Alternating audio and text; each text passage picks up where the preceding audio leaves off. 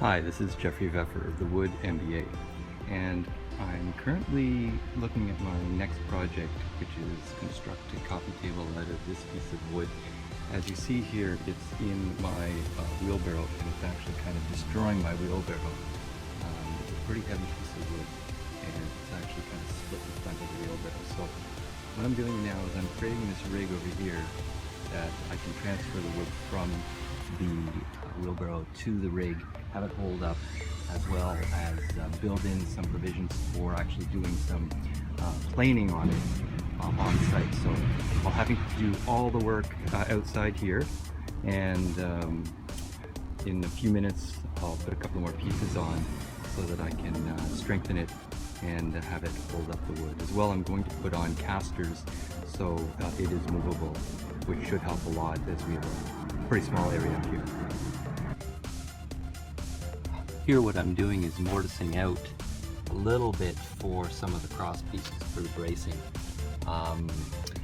My experience, as long as you have a sharp chisel, you can hog out the hole using a spade drill in this case, and then just use a chisel to clean it out.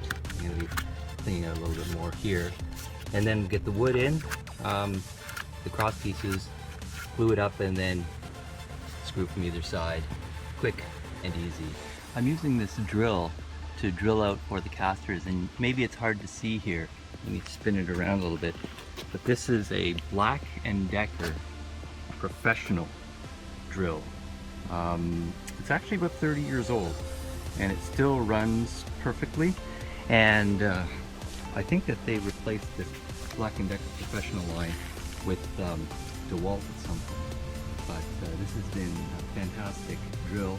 So hopefully we'll be able to finish tapping out through the casters, flip it over, and then put on the cross pieces, which are going to be 2x6, which are going to be able to stiffen up, and then we'll put the workpiece on top.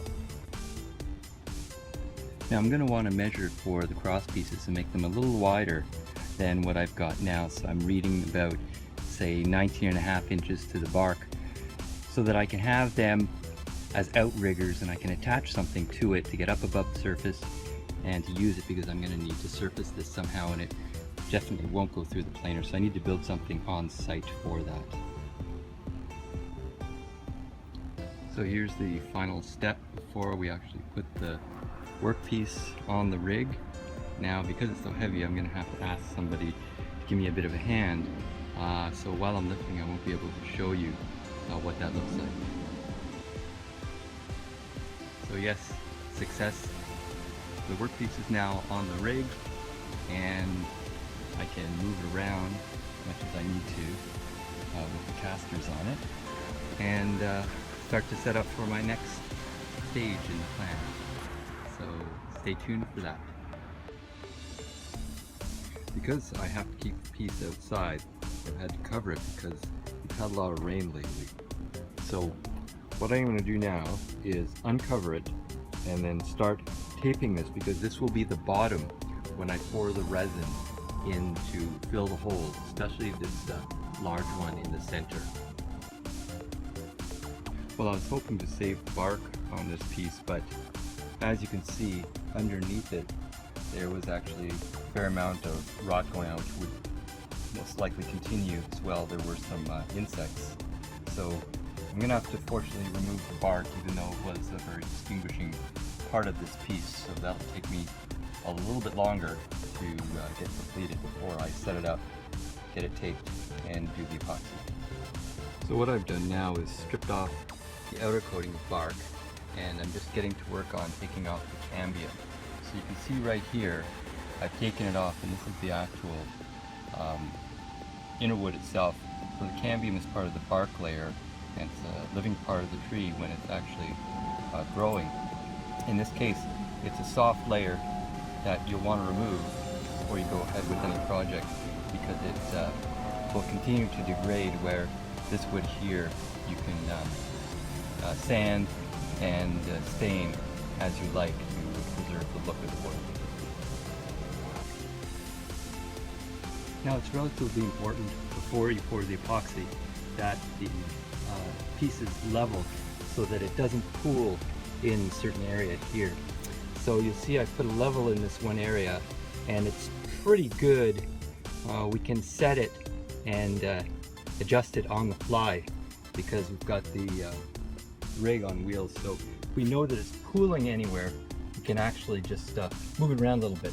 But you'll see under, this is the underside, here's the plastic, and ideally what we have is a fairly tight barrier here so that we don't have too much seepage underneath the wood, which is outside of the area that we want to have for the resin. So I'm going to mix up a bunch of eco-epoxy now, and I've been using this stuff for a bit now, and it's right here. I use this because I found it online, and you can actually use it without a respirator, and it's great. It doesn't have that typical epoxy smell, and I'm only outside because I can't get this workpiece inside. But you mix up, in this case, with the resin, it's a 4-to-1 ratio, so 4 parts resin and 1 part of the hardener. So what I did last time is I mixed up the resin and the hardener with a little bit of color, but this time I'm going to leave it clear so that you could see through and see what's underneath that open space. So I'm just going to go mix up the epoxy now.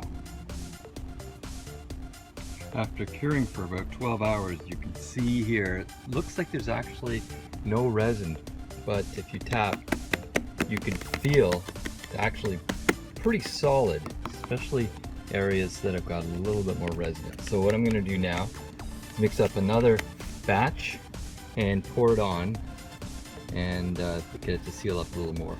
Now, one thing to remember is you can't mix a large batch of this resin. It just gives off too much heat when it cures. So you've got to do it slowly over a few separate lifts in order to build up the layers. So that's what I'm going to do now.